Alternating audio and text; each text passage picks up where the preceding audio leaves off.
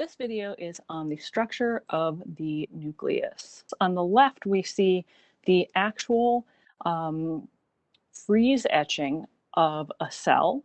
And this is when you freeze a cell, an entire cell, and then crack that frozen cell open. This is a delicate technique that takes a lot of practice to do. And so here we see the outside of the cell itself. And so that's the plasma membrane. And then inside of the cell, we see the nucleus. And here, the nucleus is actually intact. It's not split in half the way the rest of the cell is. And we can actually see some things that look like craters on the surface of the nucleus. The nucleus, in reality, doesn't have craters, but it does have something called nuclear pores, and that's what we're seeing in this image. The outer part of the nucleus is called the nuclear envelope, as you could see here. The outer layer of the nuclear envelope is made up of lipids. The inner layer, which is depicted in pink here, is made up of proteins, and it is called the nuclear lamina. These lipids sit on top of these proteins, and together they play a very important role in mitosis. And we'll take a closer look in a few minutes. So here is one of those nuclear pores. Again, if we go back, we're looking at one of these, and then zoomed in, or we're looking at one of these. And these nuclear pores are literal holes in the nucleus. We don't have pores like this on the surface of the cell or in the cellular plasma membrane. But we do have these in the nuclear membrane, nuclear envelope. And so this nuclear pore is actually made up of a protein that is kind of a little bit donut shaped. And the way into the nucleus is through the donut hole. And here we see that the center space, the donut hole, is actually filled with all of these curly things. Now, these are long strings of amino acid. They are actually part of this protein, this nuclear pore protein, but their job is to kind of not have a set shape. They're supposed to be kind of curly and long and random. And the reason for that is that they kind of just get tangled and will block things from diffusing through the nuclear membrane. So as we see here, these molecules are unable to get through unless they have a very specific structure and they have the ability to push aside or interact with these long chains of amino acids. So these are actually hydrophobic chains of amino acids. And so only particular proteins can interact with those and push through this kind of kelp forest in the middle of this nuclear pore. And so this is one of the ways that the cell regulates what can get in and what can get out of the nucleus. So I liken this to a fortress, and here this is a grate in the wall of a fortress, and this is obviously a weak point in this otherwise impenetrable wall, but you need this structure here because otherwise you wouldn't be able to get air or water inside on the other side of the fortress, right?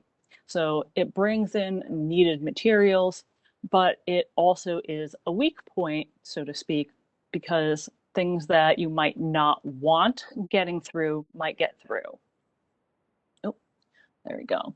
And so this is actually an image from Lord of the Rings. And we want water and air to get through, but we don't want the orcs to get through. And if you recall from the scene, they actually do focus on this particular structure and are able to breach the wall, again, because it's a weak point. And you could think of our nuclear pores as very similar because they, again, are the only point where you might even be able to get through the nuclear envelope, but it's necessary. So viruses can sometimes kind of bypass the nuclear pore because they might be able to mimic the structure of a protein that has a job in the nucleus, but otherwise things are not generally able to get into the nucleus.